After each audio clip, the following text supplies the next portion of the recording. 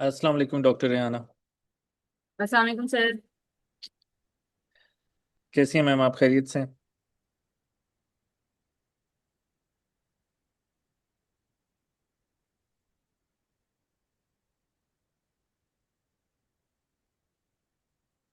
Hello. जी ma'am, आपको आवाज़ आ रही है मेरी? जी जी सर, एक्चुअली फैन की ज्यादा ही ऑन है, हव्स बहुत है तो जी बस इसकी वजह से। आजकल तो पिंडी इस्लामाबाद का तो मौसम ही जो है ना। अनप्रिडिक्टेबल है। नहीं, ये बड़ा सीरियस है। देखें, क्लाइमेट को ये लोग सीरियस नहीं लेते ना। तो जो जैसे मतलब बारिशें हो रही हैं और फ्लडिंग हो रही है। एग्जैक्टली सर, कल तो बहुत बुरे हालात थे, आज तो काफी बेहतर है। मैंने बिल्कुल कल। कल नोटिफिकेशन मेरी नज़र से गुजरा कि आप लोगों का तो वो बंद किया था फिर यूनिवर्सिटी को शायद। ये सर एक्चुअली ये 6 रोड ना बहुत ही खड्डों वाली हुई भी है। हालांकि ये मेन रोड है, दो बारिशें हुई हैं, खड्डे ही खड्डे हैं रोड पे, और हालांकि अभी इससे ट्रैफिक भी इतना नहीं है क्योंकि स्कूल बंद है। जी लेकिन नहीं, यही है ना कि वो बड़ा डेंजरस हुआ है। गाड़ियां भी मतलब वो फिर जाहिर सी बात है, पानी वानी चला जाता है वो फिर। तो बस क्या करें। पाकिस्तान की हर रोड ऐसी है, एक रोड हो तो बंदा कहे कि इस पे कुछ कर लिया जाए, सारी रोड्स ही ऐसी हैं। जी जी, कल तो मैंने सुना है हाँ, इस्लामाबाद में भी मतलब F8 की तरफ वो उन्होंने फिर बंद ही कर दिया था, क्योंकि वो वाली बात है कि ये बड़ा डेंजरस सिचुएशन है सारी। सर वो सारी वो चीज है ना। 35 दिनों में हमने फ्लाईओवर खड़ा कर दिया, जब वो फ्लाईओवर 35 दिनों में खड़ा होगा तो ऐसे ही होगा। जी जी, बिल्कुल बिल्कुल। हम्म, सर फिर वेट कर लें 5-10 मिनट। नहीं मैम, बस अब 11:33 हो गए ना, हम 2 मिनट बाद इंशाल्लाह हम स्टार्ट कर लेंगे बस फिर। चलिए ठीक है, 2 मिनट तक वेट कर लेते हैं।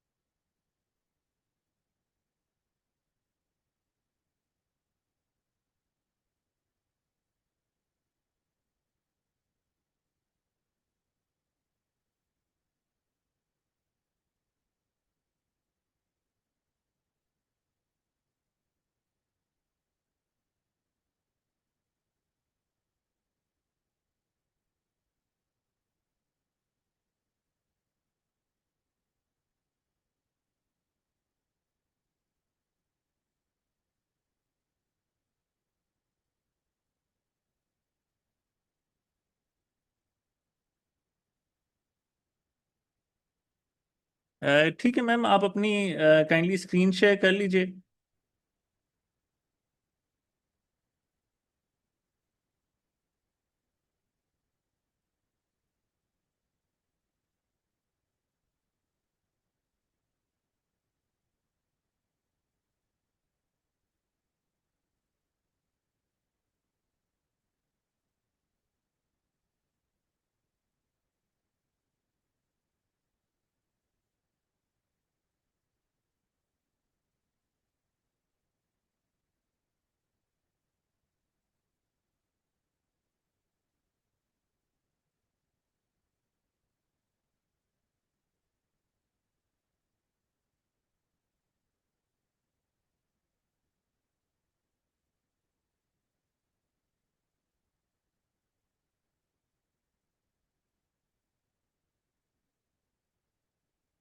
डॉक्टर रेहाना, आप अपनी स्क्रीन शेयर कर लें। जी सर, मैं ये पूछने लगी थी कि स्टार्ट कर देते। जी जी, बिल्कुल स्टार्ट करें। हाँ, ठीक है। क्योंकि लेक्चर रिकॉर्डिंग तो है, वो जो पार्टिसिपेंट्स किसी वजह से नहीं भी आ सके वो रिकॉर्डिंग देख सकते हैं। ये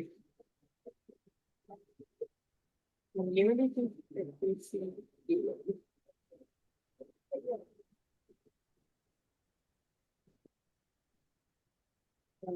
सही हो गया। जी मैम, बिल्कुल विजिबल है। अच्छा, आज हमने मिल के ही करना है, मतलब कि कुछ उससे फिजिक्स है कुछ मैथमेटिक्स है, तो मिल मिला के कुछ हो जाएंगे, क्योंकि मेरी फिजिक्स इतनी स्ट्रांग नहीं है लेकिन। जी जी मैम, बिल्कुल मकसद ही यही है कि कोलैबोरेटिव हो। एक मिनट सर, एक मिनट, एक बस एक मिनट मुझे टाइम दीजिएगा। जी जी, आराम से आप। हाँ, सर ये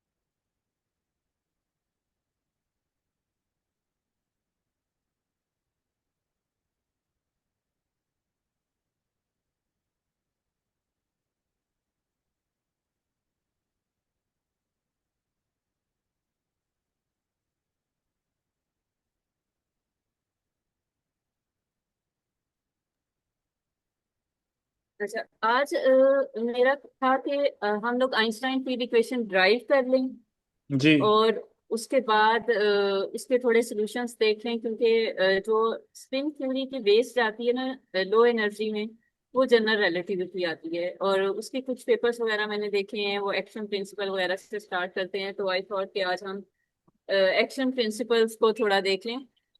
जी, बिल्कुल तो, अप्रोप्रिएट है मैम। अच्छा, इसमें देखिए कि there are many different approaches जो कि आइंस्टाइन फील्ड इक्वेशन को सॉल्व करती हैं, सॉल्व नहीं बनाती हैं। एक है जो इस बुक में थी, it's kind of argument based, यानी कि वो हम्म। कहते हैं कि ऐसा होना चाहिए, ऐसा होना चाहिए। तो फिर अब इस तरह से ये इक्वेशंस बन गई हैं, लेट मी शो यू। लेकिन फिर मैंने अगर मैथमेटिक्स में जाना था, फिर अगर कोई मैथमेटिकल समझना चाहे, इस पे मजीद ब्लैक होल क्वेश्चंस कैसे बनते हैं उस पे जाना चाहिए, फिर मैंने एक और बुक ढूंढी थी, वहां से मुझे डेरिवेशन मिली थी।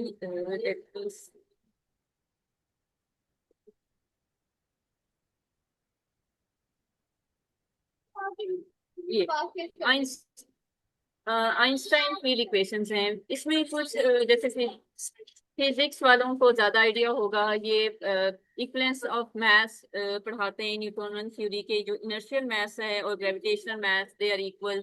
इसी की बेस पे फिर वीक इक्वलेंस प्रिंसिपल बनाया जाता है कि gravitational field is universal.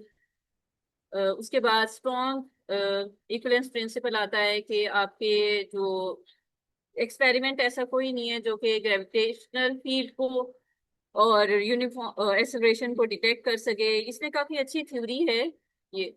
laws of physics are seen in accelerated frame and in uniform and static gravitational field, then there is a principle of general covariance कि आपके पास जो laws of physics हैं they are invariant under coordinate transformation, मतलब कि अगर आपकी टेंसोरियल equations true होती हैं कोऑर्डिनेट सिस्टम्स में, they are tensor quantities are independent of coordinates. एक बड़ा अच्छा सा थ्योरम है, ये इस बुक में तो नहीं है, एक और बुक में मैंने देखा था कि अगर आपके पास जो रिची टेंसर है या रिमान टेंसर के कंपोनेंट्स, अगर सारे कंपोनेंट्स अगर एक कोऑर्डिनेट सिस्टम में जीरो हुआ, तो they are zero in all coordinate system, यानी कि आपकी चीज रिटेन करती हैं प्रॉपर्टीज आपके टेंसर।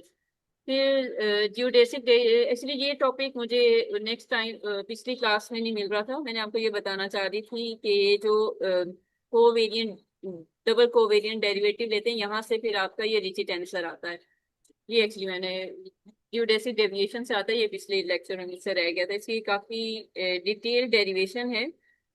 अच्छा, यहाँ से इसने आइंस्टाइन फील्ड इक्वेशंस ड्राइव की नहीं है, लेकिन दे आर आर्ग्यूमेंट बेस्ड। सही। यहाँ से देखिए there is a Poisson equation, Poisson equation की एक साइड पे देखिए there is a matter source, density है, then there is a potential. अब यहाँ वो कहता हम्म। है कि यू कैन हैव, अगर आप इसको चेंज करना चाहें, न्यूटोनियन थ्योरी से रिलेटिविटी में आना चाहें, ये जो आपके पास डेंसिटी है, इसको, ये सिंपल न्यूटोनियन फिजिक्स में एक सिंपल डेंसिटी है, लेकिन आपके पास क्योंकि स्पेशल रिलेटिविटी मैस और एनर्जी को भी कंफाइन करता है, तो यू नीड अ टेंसर जो कि इन सारी चीजों को आपको इनकॉर्पोरेट कर सके, जिसको हम स्ट्रेस एनर्जी मोमेंटम टेंसर कहते हैं। Let me see it right. ये ये ये एक्चुअली इस चैप्टर में तो इसने simple stress energy momentum tensor का नाम दिया हुआ है, नेक्स्ट चैप्टर में आई गेस ये इसके कंपोनेंट्स वगैरह देता है। और दूसरी चीज में देखें कि यहाँ पे वो कहता है कि there is a potential involve, covariant derivative, double covariant derivative of the potential involve. अब यहाँ पे आर्गुमेंट वो करता है कि जो मीट्रिक है, यहाँ पे जो हम metric tensor g of alpha beta लेते हैं, दैट प्लेस वही रोल है जो यहाँ पे फाई एक्ट करता है, लेकिन यहाँ पे आपके पास डेल स्क्वायर चीज फाई है, यानी कि इसको आप कर सकते हैं del i del j of y, यही होगा ना, यहाँ पे डबल स्क्वायर है, डेल हम्म। डॉट डेल, तो इसको आपने किया तो that gives you delta i, index notation में डेल्टा आई डेल्टा जे। और ये प्रॉपर्टी सिर्फ इनकॉर्पोरेट हो सकती है आपकी रिची टेंसर से। तो यहाँ पे देखिए कि वो क्या रहा है कि एक तरफ आपका, अगर आप आइंस्टाइन फील्ड इक्वेशंस के या जनरल रिलेटिविटी की बेस में जाना चाहें, कि आपके पास एक तरफ मैटर सोर्सेज हैं, ये ये और एक तरफ आपके कर्वेचर है। तो that's the main idea behind the general relativity, कि आपके पास जो कर्वेचर है दैट्स ड्यू टू मैटर। एक स्टूडेंट ने क्वेश्चन भी किया था जब हमने पहला लेक्चर लिया था, मुझे वो याद नहीं है, वो मुझे लगा था कि अगर इसी से रिलेटेड था कि लाइफ की बेंडिंग से रिलेटेड था, मुझे वो क्वेश्चन याद नहीं है, लेकिन अगर अच्छा, किसी, मुझे भी याद तो नहीं आ रहा। लेकिन किसी ने क्वेश्चन किया था तो अब वो अगर कहीं कभी मुझे भेज दें तो मैं इसके देख आऊंगी आंसर, क्योंकि थोड़ा बहुत वो इससे रिलेटेड था। सही। अच्छा, इसमें देखिए कि this is R A B, curvature आ गया, देयर इज अ मैटर, लेकिन यहाँ पे देखिए कि कर्वेचर की यहाँ पे अगर आपके पास को वो होती है कंजर्वेशन ऑफ मैटर है, यहाँ पे conservation of momentum and energy है, तो ये चीज आपकी होल्ड करनी चाहिए, कोवेरिएंट डेरिवेटिव इसका वेनिश करना चाहिए। लेकिन जब आप इसका कोवेरिएंट डेरिवेटिव रिची टेंसर का लेते हैं, वो जीरो नहीं आता, तो that's a sort of thing कि यहाँ पे आपकी इक्वेशन बैलेंस नहीं रह रही, क्योंकि एक तरफ आपको कोवेरिएंट डेरिवेटिव जीरो आ रहा है, दूसरी टर्म का जीरो नहीं आ रहा। तो जो चीज इस सेटिस्फाई करती है, जिसका अगर आप कॉम्बिनेशन कर्वेचर की टर्म्स में लेना चाहें, जिसका वो जीरो होता है, वो आइंस्टाइन टेंसर है जिसमें। अच्छा मैम, ये शायद एक पार्टिसिपेंट हैं जो थोड़ा शायद आज आए हैं, ज्वाइन किए, तो अब वो रिची टेंसर का पूछ रहे हैं, अगर आप ब्रीफली कुछ बताना चाहें। वैसे तो हमने लास्ट टाइम आपने असाइन किया था कि रीमान टेंसर की वो ज़रा देखें डेरिवेशन वगैरह, तो बट आप ब्रीफली अगर बताना चाहें Ricci tensor. Actually this is a Riemann tensor, ये हमने देखा था कि इससे आता है, क्यूडेसिक डिविएशन से आता है। अब इसमें कॉन्ट्रैक्शंस होती हैं, अगर आप इसमें, अच्छा कुछ बुक्स लिटरेचर में कॉन्ट्रैक्शंस ना डिफरेंट इंडेक्सेस पे हैं। जो मैंने अपनी स्टूडेंट लाइफ में पढ़ी, जो ज्यादातर मैंने देखी, उसमें क्या है कि आपके पास ए इक्वल सी, यानी कि you equate first and third index, तो वो कॉन्ट्रैक्शन पे चले जाते हैं, तो ये बी डी इक्वल है R of a b a d, तो ये आपके पास डिजिट आंसर बन जाता है। कुछ लिटरेचर है जो कि फर्स्ट एंड फोर्थ इंडेक्स को लेता है, ए इक्वल्स डी। कुछ लिटरेचर ए इक्वल्स बी को लेता है, इनमें प्लस माइनस का फर्क होता है। ये सब ए एंड बी को इक्वल लिया जाता है, तो वो ए और डी को जब इक्वल लिखते हैं there is a minus sign, लेकिन बेसिक थीम ये है कि आप रिची टेंस रिमान टेंसर के दो इंडिसेस इक्वल करते हैं, then you get the Ricci tensor, mathematically ये होता है।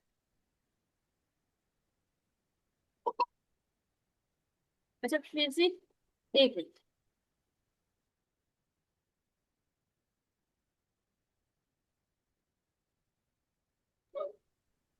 अच्छा, फिजिकल मीनिंग तो आई मैं गेस मेरे ख्याल इसके, से कर्वेचर का ही है बनता। हाँ, कर्वेचर का ये एक्चुअली इसमें लेट मी शो यू, इसमें लिखे हुए थे, मैंने वो पढ़े थे, मुझे याद आ तो रही।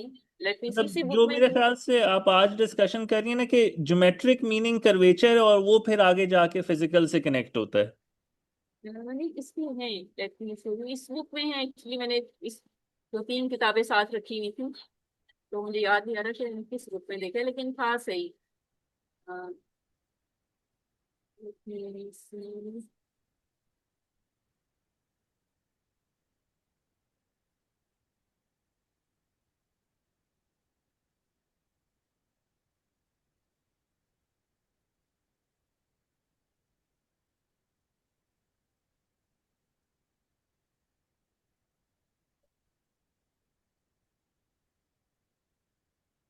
मैं देख पाऊंगी क्योंकि मैंने देखा है किसी बुक में कि ये फिजिकली क्या मीनिंग देते हैं, मैं इसको देख लूंगी। I let you know. अभी मेरे जहन में नहीं आ रहा कि किस बुक में था वो। चले, हमने मैं मंडे आपको को करना है ये लेक्चर, मंडे को आप देख लीजिएगा। हाँ, ये मैं देख आऊंगी।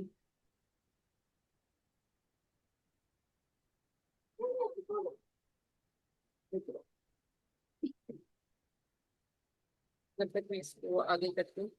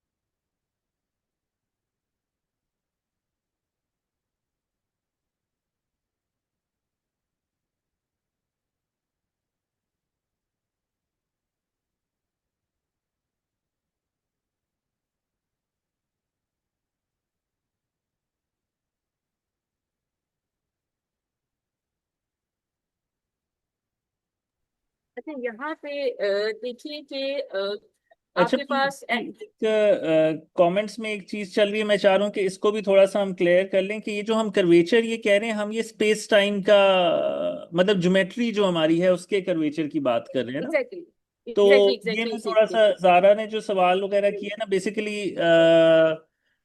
आपने जो काम दिया था ना वो मैंने तो किया था कि रीमान टेंसर वगैरह कैलकुलेट इसी किताब से मैंने किया था। और फिर आगे अच्छा वो आपसे रिची स्केलर भी, तो वो एग्जाम्पल लेते हैं उसकी सफियर की, कि सफियर अच्छा। का रीमान टेंसर इसने कैलकुलेट किया हुआ है, फिर उसका कि भाई रिची स्केलर जो है वो 2 आता है सफियर के केस में। हाँ, एक्चुअली ये तो मेरा इस कहने का मकसद ये, क्योंकि इन्होंने यहाँ ज़ारा वो करेंगे ना कि कर्वेचर्स ड्यू टू मास और फोटॉन्स आर मासलेस, तो वो फोटोन तो पार्टिकल है, तो हम जो कर्वेचर की बात करें हम तो किसी स्पेस के कर्वेचर की बात कर रहे हैं कि ज्योमेट्री आपके पास कोई सफियर है या सिलेंडर है या प्लेन है, तो उसके नहीं कर्वेचर की हम बात कर रहे हैं। नहीं, जारा की बात भी ठीक है। एक्चुअली अगर आप जारा का कॉन्सेप्ट उसमें है डिफरेंशियल ज्योमेट्री में, कि अगर आप कर्वेचर की बात करें तो वो बात ठीक है कि वो एक ज्योमेट्री का कर्वेचर है कि आपको जो सफियर है वो कर्व्ड नजर आता है। ठीक है, जैसे जी आपको सर्कल कर्व नजर आता है, वो उसकी ज्योमेट्री की शेप की वजह से है। रिलेटिविटी में यही चीज थी ना, जो आइंस्टाइन की इक्वेशंस की तरफ गई, कि जो कर्वेचर आता है वो मैटर की वजह से आता है, लाइट की वजह से कर्वेचर नहीं आता। जी लाइक एक ये यूट्यूब पे बहुत अच्छी वीडियोस भी हैं कि आप इसका जो स्पेस टाइम है वो इस लाइक आप यूँ समझिए एक रबर शीट है, आप उसमें डालते जाएंगे कोई वो यूट्यूब पे दिखा रहे होते हैं, वो मैसेज डालते जाते हैं, बॉल्स डालते जाते हैं, वो बेंडिंग आती जाती है। वो जो बेंडिंग है, जब हम इस तरह स्पेस टाइम में बेंडिंग की बात करते हैं, वो मैयर होती है इन टेंसर्स की मदद से, ये Ricci tensor, Riemann tensor, Ricci scalar की मदद से। जब हम डिफरेंशियल ज्योमेट्री में कर्वेचर पढ़ाते हैं तो उसमें एक कर्व्स का कर्वेचर होता है उसका एक फार्मूला बढ़ा देते हैं, फिर जो कर्व्स इस पे होते हैं सरफेसेस के लिए हम गाउसियन कर्वेचर और इसका एक मीन कर्वेचर है उनकी बात कर देते हैं। लेकिन मेरा ख्याल है वो जो कॉन्सेप्ट्स हैं वो न्यूटोनियन ग्रेविटी के लिए हैं। ये जो कॉन्सेप्ट है ये हम जनरल रिलेटिविटी के लिए लगाते हैं। तो आई गेस ये ज़ारा का पॉइंट अब क्लियर हो गया होगा।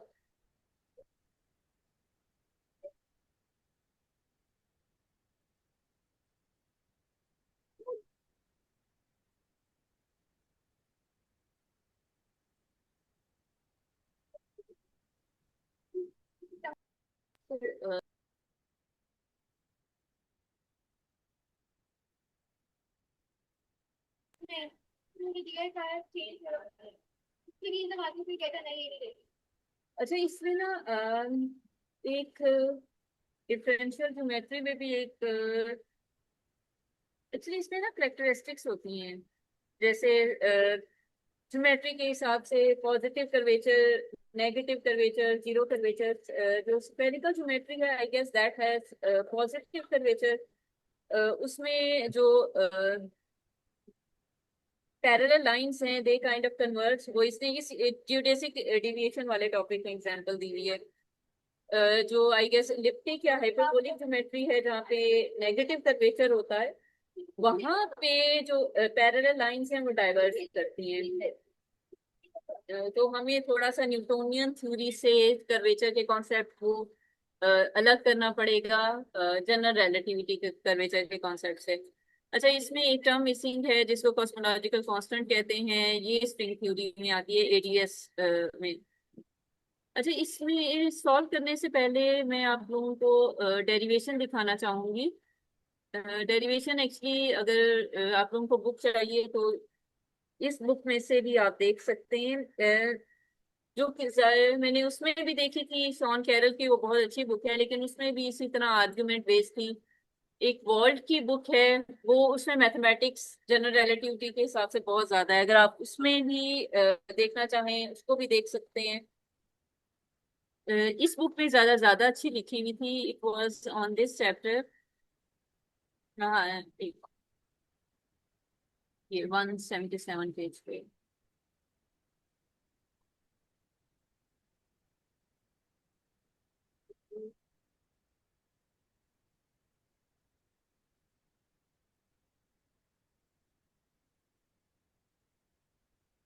ये आइंस्टाइन की इक्वेशन एक्चुअली इस अप्रोच वेरिएशनल प्रिंसिपल से ये ड्राइव होती है। Does anyone have idea? आप तो माशाल्लाह सारे फिजिक्स के स्टूडेंट्स हैं। क्या होता है variational principal?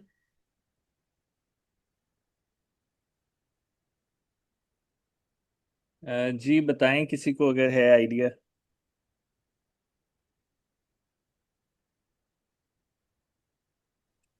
Uh, is it related to the minimum energy that is used by particle to kind of travel हाँ, between 2 points?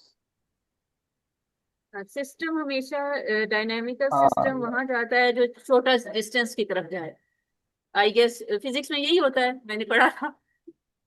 Yes, kind least action principles. Principle of least action है या वो variational principal है, दोनों में से एक चीज थी। That is least principle of least मेरा ख्याल है action. जो principle of minimum least action है वो। हाँ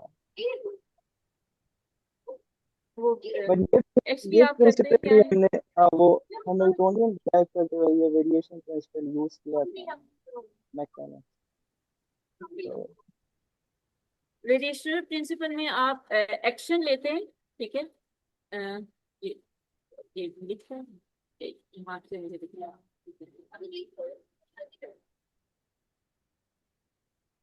एक्शन लिया जाता है जैसे ये है। एक्शन एक्चुअली फंक्शन होता है लैग्रांजियन का। वेरिएशनल प्रिंसिपल क्या कहता है कि इसकी जो वेरिएशन है, एक्चुअली ये मेरा ख्याल है प्रिंसिपल ऑफ लीस्ट एक्शन से आता है कि जो सिस्टम है वो शॉर्टेस्ट एक्सट्रीमाइज, हाँ एक्सट्रीमाइज करना होता है आपने अपने सिस्टम को। तो एक्सट्रीमाइज कैसे करते हैं कि आप इसकी वेरिएशन लेते हैं तो o n put it equal to zero. मेरा ख्याल है इसको आप रिलेट कर सकते हैं जो कैलकुलस में फर्स्ट डेरिवेटिव टेस्ट पढ़ाया जाता है। अगर आपने एक्सट्रीमा किसी फंक्शन का फाइंड करना है तो आप क्या करते हैं, उसका फर्स्ट ऑर्डर डेरिवेटिव लेते हैं, उसको जीरो करते हैं। The same thing applies here कि आप इसकी वेरिएशन लेते हैं, इक्वल टू जीरो करते हैं। वहां से फिर आप देखते हैं कि आपका सिस्टम में किस तरह वो एक्सट्रीमा आएगा। अच्छा, अब यहाँ पे जो लैग्रांजियन है, चूंकि स्केलर क्वांटिटी है, इसको फिर रिलेट करते हैं हम लैग्रांजियन की एक अच्छा, ये आपके पास प्योरली आइंस्टाइन फील्ड इक्वेशंस हैं। कुछ एक्सटेंशंस हैं, अल्टरनेट थ्योरीज ऑफ ग्रेविटी के नाम से आप देते हैं। वो मैं उसमें से कुछ आप लोगों को शो भी कर दूंगी। उसमें आप इसी, ये जो आइंस्टाइन हिल्बर्ट एक्शन है ये वाला, आप इसी के अंदर चेंजेस करते हैं according to your own theory. जैसे scalar field, Einstein scalar theories हैं, आप इसी में एक टर्म ऐड कर देते हैं जो आपके पास स्केलर फील्ड को रिलेट करती है। If you want to incorporate electromagnetic field, आप अपने सिस्टम के अंदर लाना चाहते हैं, तो यहाँ पे आप सिस्टम के अंदर चेंजेस कर देते हैं। तो ये जो इक्वेशंस हैं they are purely in Einstein Hilbert action. Einstein field equation जो एक स्टैंडर्ड फॉर्म है, वो ड्राइव होती है इनकी मदद से। अब इसमें क्या है कि आपने वेरिएशन ली। अच्छा, इसमें आगे सारा मैथ्स है। ये बुक मुझे इसलिए अच्छी लगी थी, इसलिए ये टॉपिक कंक्लूड होता है यहाँ तक। अ, यहाँ तक 8.36 तक। उसके बाद इसमें आगे प्रॉपर्टीज हैं, वही जो हमने बात की थी कि एनर्जी मोमेंटम कंजर्व रहता है। उसके बाद अम, आपके पास stress energy momentum tensor electromagnetic field के लिए क्या है। कहाँ जा रहे हो?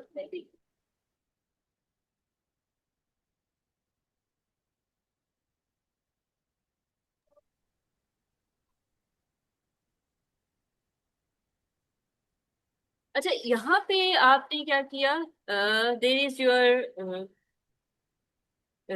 यहाँ से 8.4 से आप 8.5, आपने रीची टेंसर कैसे बनाया था? Ricci tensor is basically scalar quantity है, तो that would be mu nu and G nu. ये मीट्रिक टेंसर का इनवर्स आ गया। G is the determinant of metric tensor. उसके बाद जैसे अगर आपका मिनकॉस्टी है तो डिटर्मिनेंट आपके पास -1 आता है, आई गेस। हाँ जी, -1 आता है, तो हम उसको पॉजिटिव करने के लिए यहाँ पे माइनस साइन अटैच किया जाता है इसके डिटर यहाँ पे स्क्वायर रूट में। अदरवाइज जी इक्वल है डिटर्मिनेंट ऑफ मीट्रिक टेंसर। एक मिनट।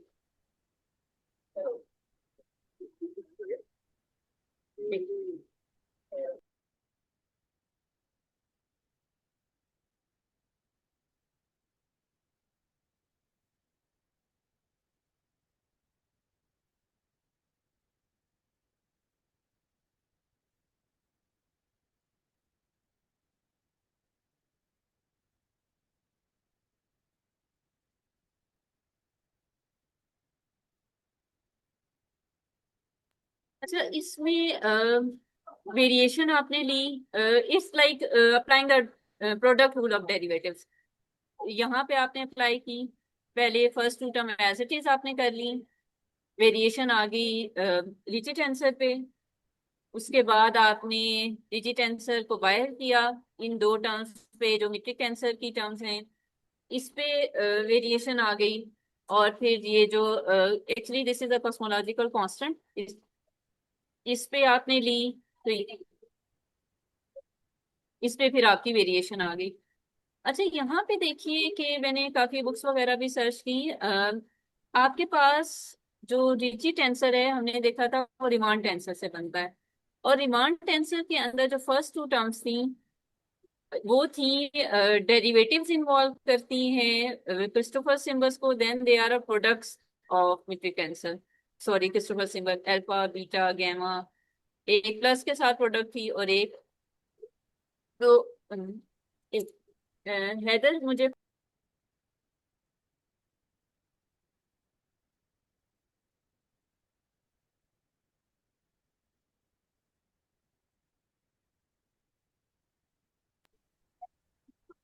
अच्छा, इसमें देखिए कि मैंने इसको काफी सर्च वगैरह भी किया, तो आर्ग्यूमेंट मुझे यही मिला कि यू काइंड ऑफ आप एक ऐसा कोऑर्डिनेट सिस्टम लेते हैं जहां पे आपका जो मीट्रिक टेंसर है it behaves like mean cos की, यानी कि eta of L mu mu की तरह बिहेव करता है। ये आपकी एक्चुअली, इसको मैंने देखा था कुछ बुक इसको नेचुरल कोऑर्डिनेट्स कहती हैं, जैसे अगर आप ऑप्शन देखें या ये वाली बुक देखें तो ये इसको लोकल कोऑर्डिनेट सिस्टम कहते हैं। यानी कि एक पॉइंट के नेबरहुड में you can have metric tensor approximated like a flat metric. उसमें जो आप हायर ऑर्डर टर्म्स है मीट्रिक टेंसर की वो इग्नोर कर देते हैं। अब हायर ऑर्डर टर्म्स कहाँ से आती हैं? ये तो सिंपल डेरिवेटिव्स आ गए। हायर ऑर्डर टर्म्स यानी कि प्रोडक्ट ऑफ मीट्रिक टेंसर, एक यहाँ से टर्म आती है और एक टर्म मीट्रिक टेंसर की यहाँ से आती है।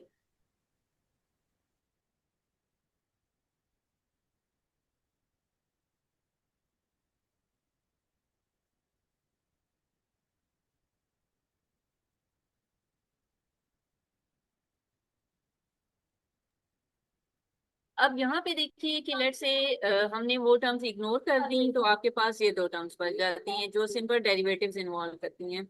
अब you can have interchange this partial derivatives and this variation। तो ये यहाँ पे जो lambda है ये बाहर आ जाता है। Actually this is all mathematics. अब यहाँ पे देखिए कि अब कोवेरिएंट डेरिवेटिव हमने पीछे देखा था कि कोवेरिएंट डेरिवेटिव आप उसका मीट्रिक टेंसर का जीरो लेते हैं और हमने लोकल कोऑर्डिनेट सिस्टम दिया हुआ है जहाँ पे जो partial derivatives of metric vanish कर जाते हैं, तो इसको आप अंदर ले लें। अगर आप इससे प्रोडक्ट रूल भी अप्लाई करें तो कोई फर्क नहीं पड़ेगा क्योंकि एंड में ये चीज जीरो हो जाएगी। अब यहाँ पे देखिए कि यहाँ पे अगर आप इसको देखिए कि म्यू और म्यू कॉन्ट्रैक्ट हो रहे हैं, you have only one index lambda. यहाँ पे भी देखें म्यू और म्यू कॉन्ट्रैक्ट हो रहे हैं, you have only one index. तो आपके पास इस चीज का जो एंड रिजल्ट है वो एक सिंपल टेंसर बन कोवेरिएंट सॉरी कंट्रावेरिएंट वेक्टर बनता है जिसको इसने ए लैम्डा से डिनोट किया हुआ है। सारी आपकी कॉन्ट्रैक्शंस हो गई न्यू और न्यू पे, न्यू और न्यू पे, तो आपके पास ए की इंडेक्स बचा जो कि लैम्डा था, इस काइंड ऑफ को कंट्रावेरिएंट वेक्टर। और यहाँ पे अगर आप देखें तो ये जो होल टर्म है ये आपके पास एक कंट्रावेरिएंट वेक्टर का डेरिवेटिव बन रहा है with respect to mu. It's kind of a divergence, जैसे हाँ it's a divergence A of alpha comma alpha. Index notation में ये आपकी डाइवर्जेंस बन जाती है। इसमें फिर इसने स्टोक्स थ्योरम लगाया और कहा कि इस टर्म की कंट्रीब्यूशन आपकी बाउंड्री पे वेनिश कर जाती है जिसकी वजह से ये टर्म जीरो आ जाती है। एक्चुअली मैंने इस आर्ग्यूमेंट को भी सर्च किया कि इसमें अगर मजीद इसको बेहतर किया जाए या इस पे मजीद मैथमेटिक्स लगाई जाए, तो ये जो आर्ग्यूमेंट है कि इसको आपने स्टोक्स थ्योरम से उसमें कन्वर्ट किया बॉन्ड इंटेग्रल में, तो एक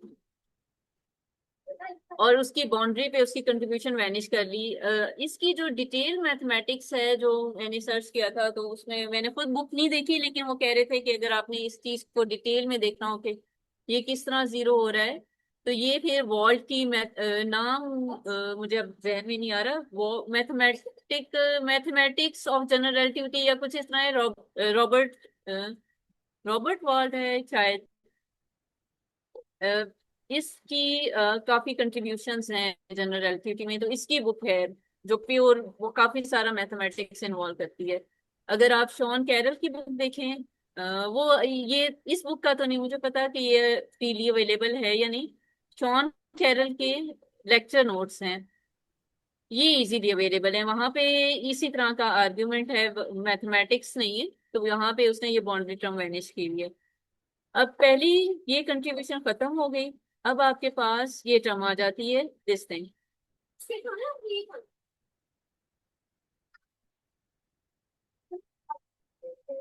इसको आप लिख सकते हैं पार्शियल ऑफ दिस थिंग, क्योंकि अब जी डिटर्मिनेंट है मीट्रिक टेंसर, तो obviously is a function of metric tensor. इसको फिर हमने इस तरह लिख दिया।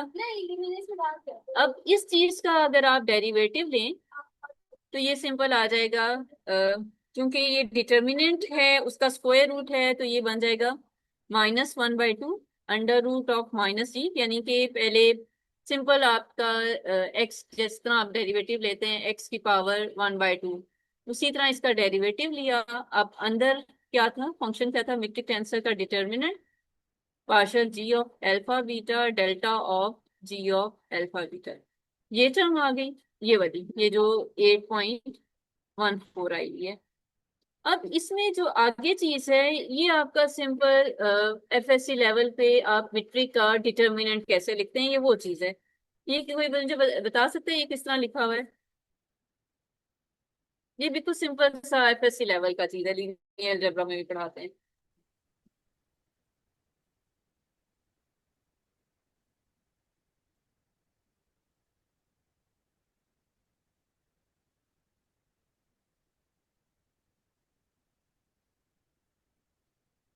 एक है मुझे दे, मैं इसकी चार्जिंग कर लूँ, इसकी बैटरी खत्म होने वाली है। जी जी, आप कर लें आराम से, तब तक हम जरा सोचते हैं कि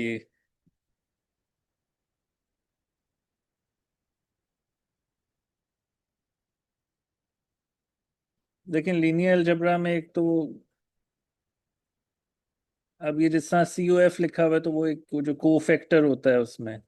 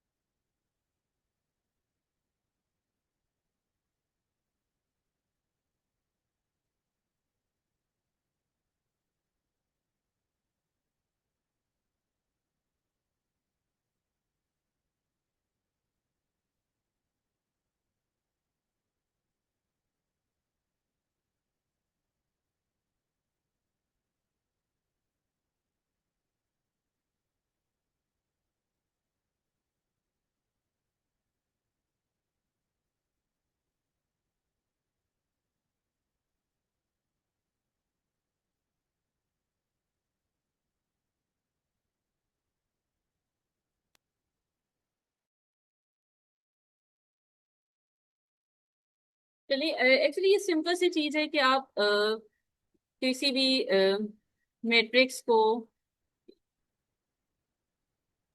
AIJ, और यहाँ पे उसका एक्सपेंड किया होता है आपने डिटर्मिनेंट को कोफैक्टर से, जिसको शायद MIJ कहते हैं, एडजॉइंट ऑफ AIJ। और जो एडजॉइंट वाला मैट्रिक्स होता है वो उसका, ये जो कोफैक्टर वाला मैट्रिक्स होता है, जिसको एक्चुअली यूं लिखा होता है, उसका ट्रांसपोज होता है 1 2 1 3 A। अगर आपका 3 डायमेंशन है 2 2, ये एक्चुअली बात करना चाह रहा है 3 1 3 2 3 3, ये एक्चुअली कहना चाह रहा था। अब यहाँ पे देखिए कि ये वही चीज आ गई कि डिटर्मिनेंट को आपने, A inverse is basically adjoint of A divided by determinant of A, ठीक है। और एडजॉइंट को, जो को फैक्टर वाला मैट्रिक्स होता है, वो उसका ट्रांसपोज होता है। तो determinant would be adjoint of A divided bye A inverse. तो यहाँ पे जो आपका ए इनवर्स है वो जी ऑफ अल्फा बीटा लिखा हुआ है। अब इसमें आप इसका डेरिवेटिव ले लें, ये जो हमें टर्म चाहिए partial g of alpha beta. इसका डिटर्मिनेंट ले लें, क्योंकि को फैक्टर्स में आपके पास नहीं आ रही चीज, तो यहाँ पे आपके पास मैट्रिक टेंसर इन्वॉल्व हो रहा है, उसका आपने डेरिवेटिव लिया। और यहाँ पे हमने देख लिया है कि जो को फैक्टर्स वाला मैट्रिक्स है that's basically determinant of A inverse. तो यहाँ पे आपका डिटर्मिनेंट जी आ गया और इसका जो मैट्रिक्स का इनवर्स है वो ये चीज आ गई। अब यहाँ पे हमने ये वैल्यू पुट कर देनी है। अब ये वाली इक्वेशन 8.17 डेल्टा ऑफ माइनस जी, यहाँ पे देखिए ये था -1/2 अंडर रूट माइनस जी आ गया। और यहाँ से मैंने ऊपर डेरिवेटिव पुट किया करना है, सॉरी ये खुद ही लग गया है। एक ये था G of into G of alpha beta delta of G of alpha beta. अब यहां से देखिए कि you can arrange it like this.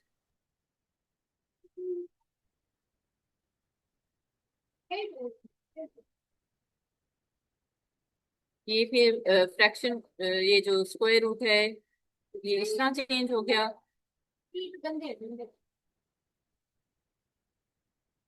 तो ये एक टर्म, ये हमने इक्वेशन यहां से निकाल दी। अब आपके पास सेकंड इक्वेशन थी जहां पे ये वाली टर्म रह गई थी आपके एक्शन में से। इस पे वही उसी तरह आपने प्रोडक्ट रूल अप्लाई किया। ये चीज हम पहले ही, ये वाली टर्म हमने अभी ऊपर 8.17 से निकाल ली। और यहाँ पे अब आपने इसका कैलकुलेट करना है। अच्छा, इसने डायरेक्ट इसको करने के बजाय इस यहाँ से एक और टर्म का लिया है, वहां से फिर इसने आगे सारी मैथमेटिक्स की है।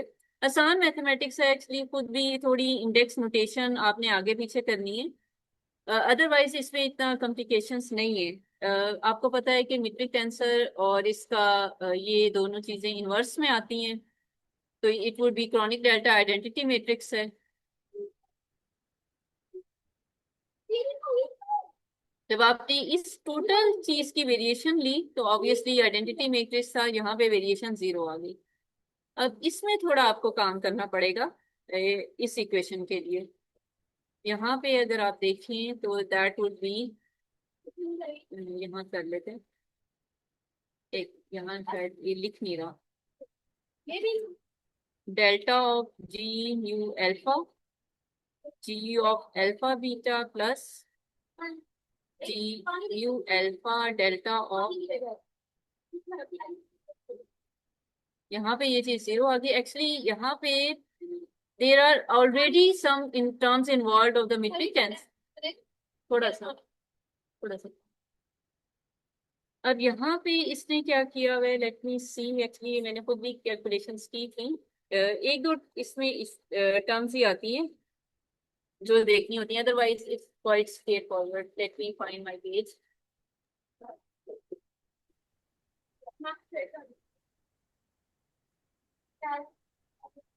इसमें फिर हमने क्या किया, लेट मी सी।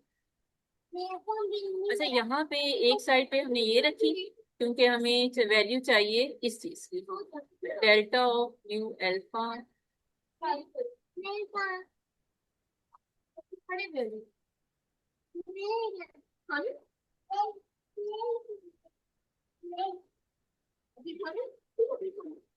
अब यहाँ से देखिए कि how do I get rid of this thing. अगर मुझे सिर्फ इसकी वैल्यू चाहिए, जैसे इसने इस इक्वेशन 8.21 में निकाली हुई है, how do I get rid of this. मतलब वैसे तो बंदे के जहन में आता है कि उधर इनवर्स ले लें, लेकिन क्योंकि चूंकि टेंसर्स हैं तो कोई कॉन्ट्रैक्शन वगैरह करें। हाँ एग्जैक्टली अब आप देखिए कि आपने इसको इस an upper index metric tensor, लेकिन आपने अगर इसको वेनिश करना है और you want to have this relationship, तो आपको मीट्रिक टेंसर से दोनों तरफ मल्टीप्लाई करना पड़ेगा। But hmm. You have to be very careful with the indices, क्योंकि जो स्टैंडर्ड वो लिटरेचर है वो ये कहता है कि जब आप इंडेक्स नोटेशन में होते हैं आप 3 दफा एक इंडेक्स को नहीं कर सकते, यानी कि 2 इज फाइन, जैसे अल्फा और अल्फा रिपीट हो रहा है 2 इज फाइन, यानी कि कोई ऐसी टर्म ना हो जहां पे एक और दफा अल्फा आ रहा हो। तो आपने इंडिसेस को भी देखना है कि इंडिसेस भी आपके बैलेंस्ड रह रहे हो। अब यहाँ पे देखिए कि आपके इंडेक्स में क्या चीज रिटेन करती है, अल्फा और अल्फा है। आपके इंडेक्स म्यू और बीटा रिटेन करें। यहाँ भी अल्फा और अल्फा है, यहाँ भी म्यू और बीटा इंडेक्स रिटेन करें। तो जब आपने इसको मीट्रिक टेंसर से मल्टीप्लाई करना है तो मेक श्योर ये सारी चीजें आपकी बैलेंस्ड रहे, आपकी टेंसोरियल इक्वेशन वैलिड रहे। और इसको मल्टीप्लाई कर देते हैं म्यू और न्यू से। इसको लेट मी सी कि मैं इसको मल्टीप्लाई करती हूँ।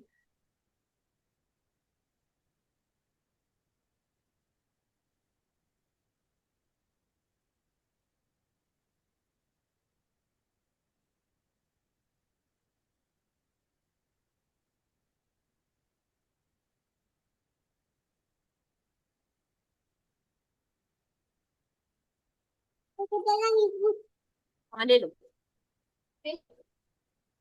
अच्छा यहाँ पे देखिए, आप देखिए अब मेरे पास इस बैलेंस म्यू एक ही दफा था, मैंने म्यू और म्यू कर दिया, यहाँ पे भी म्यू था तो यहाँ पे म्यू और म्यू हो गया।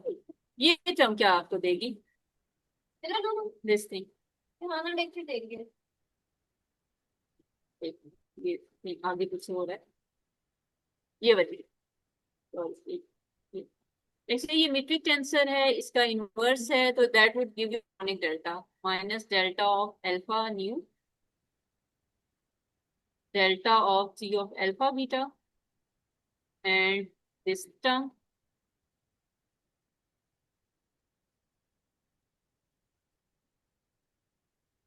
अब Kronecker delta is called substitution operator. Metric tensor index raise और लोअर करता है। जो क्रोनिक डेल्टा है वो ये काम नहीं करता कि इंडेक्स लोअर और रेज करे, लेकिन ये सब्स्टिट्यूट कर देता है एक इंडेक्स को दूसरे इंडेक्स से। जैसे इसको आसान जुबान में आप समझें, अल्फा और अल्फा यूं समझे कि this is kind of a contraction हो जाती है या खत्म हो गया। एक्चुअली ये पूरा प्रूफ कराया जाता है कि किस तरह ये as a substitution operator act करता है, लेकिन यहाँ पे इतना आप समझ लें कि ये अल्फा और अल्फा जैसे खत्म हो रहे हैं and this nu gets shift to this alpha position. तो you will have minus delta of G of nu beta and this is G of nu nu ji of alpha beta delta of nu alpha. अच्छा फिर इसमें इसने दोबारा से indices को आगे पीछे किया है। अब यहाँ से देखिए alpha is a dummy index यहाँ पे, ये वाला। आप क्या कर सकते हैं कि इसको दिस इज न्यू इस ऑल आप कभी आपको इंडेक्स नोटेशन में काम करें ना तो आपको लगता है सेंसलेस, लेकिन वो एक जिस फॉर्म में आप अपनी इक्वेशन चाह रहे होते हैं ना, ये चीजें ना, ये सब्स्टिट्यूशंस आपको वहां जाने या रिप्लेसमेंट्स आपको उस तरफ जाने में हेल्प करती हैं। आप मैं ये एग्जैक्टली इसी ये 8.21 इसी इंडेक्स में निकालना चाह रही हूँ कि मेरे पास एग्जैक्टली यही इंडेक्सेस आए। अब यहाँ पे देखिए कि आपके पास let's replace on this side, यहाँ का जो आपके पास अल्फा है मैं इसमें सिंबल चेंज करना चाह रही हूँ। इस अल्फा को let's replace it with new. आपको पता चल जाएगा क्योंकि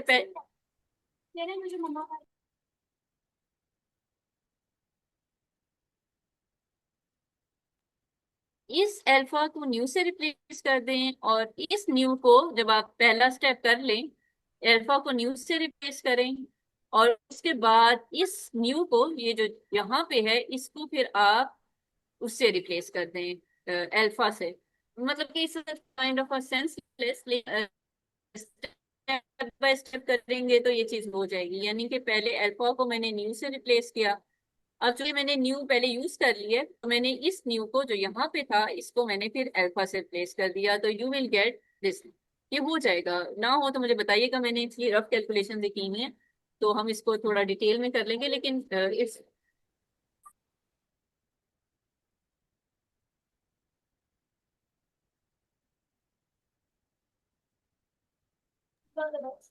अब जब ये सारी वैल्यूज पुट हो गई हैं तो हमने क्या देखा कि this was the equation,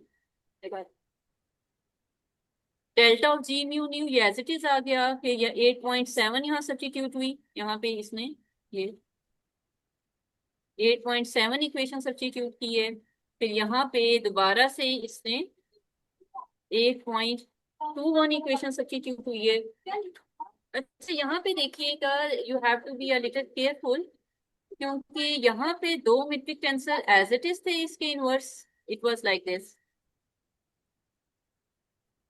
ji of alpha nu, ji of beta nu, दो यहाँ से थे और दो यहाँ पे, mu nu ji of alpha beta, ये चार टर्म्स आ रही हैं आपके पास। अच्छा मैंने जब पहली दफा इसको ड्राइव करना शुरू किया तो मैंने सारों पे इसकी प्रॉपर्टीज लगा दी कि इसको इसके साथ कंबाइन कर दिया, इसको इसके साथ कंबाइन कर दिया, तो मेरा आंसर नहीं आ रहा था। तो आई विल प्रेफर कि आप इसको या इस इक्वेशन तक एज इट इज रखें, इसके बाद या तो इसने एक स्टेप किया हुआ है, लेट मी सी, इसने ये खत्म किया हुआ है, एक मिनट। अच्छा इसमें देखिए, इसने एक यहाँ पे खत्म करेगा और उसके बाद यहाँ पे अच्छा इसको अभी खत्म ना करें, इसके साथ आपने जब इसने टोटल आपने किया ना, या ये चार टर्म्स रहने दें अभी, इसके साथ आपकी जो शुरू में था, अगर आप रिकॉल करें, आपके पास यहाँ पे म्यू और न्यू अप्लाई हो रहा था। अब होगा क्या कि ये वाला और ये वाली टर्म, ये दोनों आपको रिचेट आंसर देंगे। यहाँ से देखिए, ये टर्म पहले वाली आ रही थी, ये टर्म आपके पास, ये दो कंबाइन हुए तो आपके पास आर बन गया। अब यहाँ पे आपके पास ये दो टर्म्स रह जाती हैं, एक ये टर्म रह गई है और एक ये आपके पास अभी रह गया। ये दो टर्म आपको वही क्रॉनिक डेल्टा देंगे। क्रॉनिक डेल्टा के बाद still you have this metric tensor left, यानी कि आपके पास चार थे, चार, दो नीचे वाले इंडेक्स वाले मेट्रिक टेंसर थे, दो ऊपर वाले थे। तो आपने क्या किया, एक को आपने अब्सॉर्ब किया रिची टेंसर के अंदर, एक को आपने इसको और इस वाली को आपने अब्सॉर्ब किया क्रॉनिक डेल्टा में, और एक आपकी रिटेन कर दी है जो यहाँ पे लिखी हुई है this thing। और यहाँ पे उसने दोबारा वैल्यू डाली है इसकी, जो हमने ऊपर से वैल्यू निकाली थी इस टर्म की। अब आपके पास एक्शन प्रिंसिपल क्या था कि आपके पास ये जो वेरिएशन है ये इक्वल टू जीरो है, क्योंकि फंक्शन जीरो के इक्वल नहीं है इंटेग्रल, तो your integrand must be equal to zero. तो आपके पास ये आइंस्टाइन फील्ड इक्वेशंस आ जाती हैं, यहाँ पे अल्फा बीटा आ गया, ये वाली टर्म आ गई और ये वाली टर्म आ गई।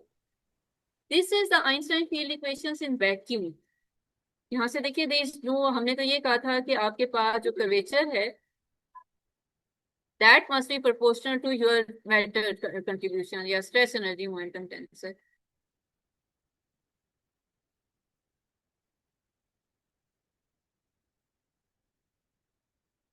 तो यहाँ पे ये जो सारी चीज थी ये आती है वैक्यूम के लिए। जो मैटर के लिए है, एक्चुअली मैटर के लिए फिर आपको उसके लिए अलग टर्म्स अपने वेरिएशनल प्रिंसिपल में लगानी होती हैं। ये आपके पास मैग्नेटिक फील्ड के लिए एस आ जाता है एक्शन, और यहाँ पे मैटर के लिए फिर आपको अलग एक्शन बनाना पड़ता है। वो मैं आपको कहती ना कि जिस टाइप का आप मैटर लेते हैं उस हिसाब से फिर आपका एक्शन आता है, और उस हिसाब से मजीद फिर आपकी जो भी आप इलेक्ट्रोमैग्नेटिक फील्ड ले रहे हैं, स्केलर फील्ड ले रहे हैं, कोई भी आपकी जो भी जिस थ्योरी के आप अंदर हैं उसके हिसाब से आपने अपना एक्शन लेना होता है। यहाँ पे भी वही चीज आ गई। ये वाली टर्म हम पहले कर चुके हैं, एस जी वाली अब एस एम पे है। अब वो उसी तरह आपके पास वो लगेगा, प्रोडक्ट रूल लगा। अच्छा अब यहाँ पे आप फिजिक्स वाले हैं, आपको ज्यादा पता होगा, लैग्रांजियन आपके पास क्यू और क्यू डॉट का फंक्शन होता है।